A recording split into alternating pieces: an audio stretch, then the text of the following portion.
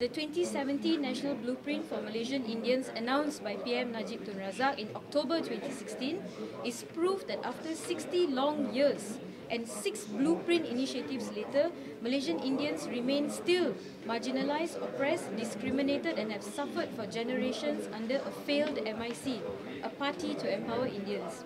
On March 14, in my royal address debate in the Dewan Rakyat, I had raised the question on the status of the National Blueprint for Indians announced by PM Najib in October 2016 that will be launched this January. And what are the agencies that will be undertaking, implementing and executing the initiatives? However, it is already the end of March and there has been no news of it at all. Last Thursday, Minister in the Prime Minister's Department for Economic Planning Unit and in charge of Indian Empowerment, Senator Deva Mani was in full form replying to this question. Senator Deva Mani refused to answer that question in the Dewan Rakyat, saying that the Prime Minister himself will be announcing this initiative, the blueprint, on 23rd April.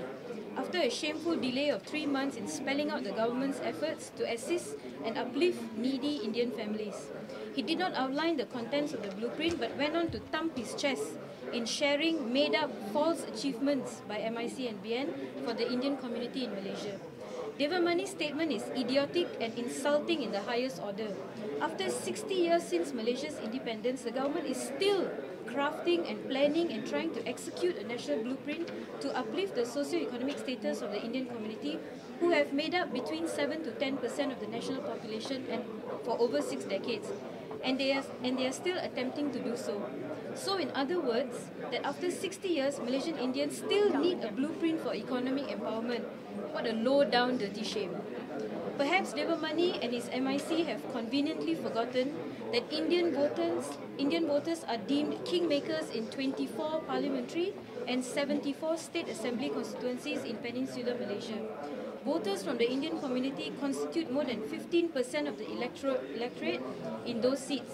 In other words, it is this 15% of Indian voters decides who wins or who loses, and they are only remembered when elections are near. In his speech, Deva Mani claimed that the socio-economic empowerment for the Indian community by the BN government is an ongoing effort concurrently working to ensure that all ethnicities move together towards achieving a developed nation. According to him, the first initiative in 1974 to uplift the Indian community stemmed from the Blue Book by the late Datuk Padmanabhan. Following that, in 1980, acting MIC President Datuk Sri Samivelu framed the Blueprint Malaysian Indian. A drought befell Malaysian Indians during Dr. Mahathir's tenure as PM from 81 to 2003.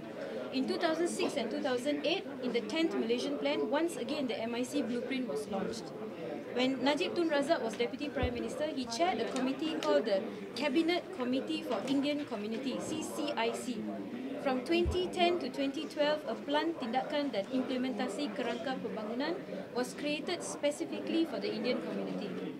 And now, Najib Tun Razak, as Prime Minister, announced in October last year that a national blueprint for Indians will be launched in January and now will finally be announced on 23rd April 2017, hopefully. Penang Institute's finding in a study in 2015 showed the proportion of Indians in decision-making and managerial positions is comparatively low. Most of the community's workforce remains entrenched in elementary occupations, with low skills and low pay, especially in the technical and service sectors. Social mobility appears stunted and with little prospect for advancement. The situation clearly needs to be addressed. What Deva Mani must understand is that the long-standing issues faced by Indians in Malaysia is not an Indian problem alone. Deva Mani, the MIC and Barisan Nasional must bear the brunt of neglecting their failures in uplifting the Indian community and all marginalized communities as a whole, as they have been excluded in enjoying the fruits of economic advancement. Indians are no longer merely labourers who toil at estates and build roads, or government clerks or cleaners and sole proprietor lawyers. Like any other Malaysian, Indians deserve a dignified place in the larger Malaysian story, and that can never be tasted under MIC and BN. The 2017 National Blueprint for Malaysian Indians announced by PM Najib in October is proof that after 60 long years and 6 blueprint initiatives later, at least 6 blueprint initiatives, Malaysian Indians still remain marginalized, oppressed, discriminated, and have suffered for generations under a failed MIC, a party that is supposed to power Malaysian Indians. Thank you. Any questions?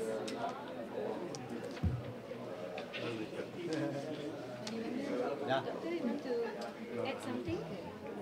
I just want to add because 28% of my constituency are Indians. Yeah, they have been before they're working in the estates, and then when the estates are demolished or digantikan, ditukar status, change into pembangunan, they have to be relocated lah into housing areas, maybe flats, and sometimes terrace houses. So what I witness is that their problems are like the Malay, what we call the Malay B40 lah. You know, they need to be empowered. The same problem, yeah, education, poverty, yeah, and worse still is that at least the Malays, we have special plans for them for education, yeah, especially after SPM. Okay, they can go for matriculation and all that. The Indians too can go according to a certain percentage, but basically they don't have any other backup economically. Yeah, orang Melayu ada zakat juga, yeah, but Indians don't have zakat. So therefore they don't have anywhere to go for financial aid, especially in education. And being poor, they cannot take loans from the bank. Yeah, and therefore the cycle of poverty is entrenched. If you want to break the cycle, you must make education, facilitate their education, and later on their positioning in the community as a whole. Yeah? So I think I didn't know actually what 6 blueprints. At least 6 blueprints. You know, I don't like the idea now where the Indians manage the Indians, the Chinese manage the Chinese, the Malay manage the Malays. Selangor is changing that. We are doing that. We manage all our rakyat according to their socio-economic. Yeah. So we give them the same benefits, and there is no difference in race or religion. So we hope the government will think along that line, because if you all look at Selangor, in our forms of application for anything, there's no race and religion. It only goes to see whether they layak atau tidak. So I think we need to have a larger sort of blueprint, and must have KPI. Yeah, what is it that you want to achieve with every community?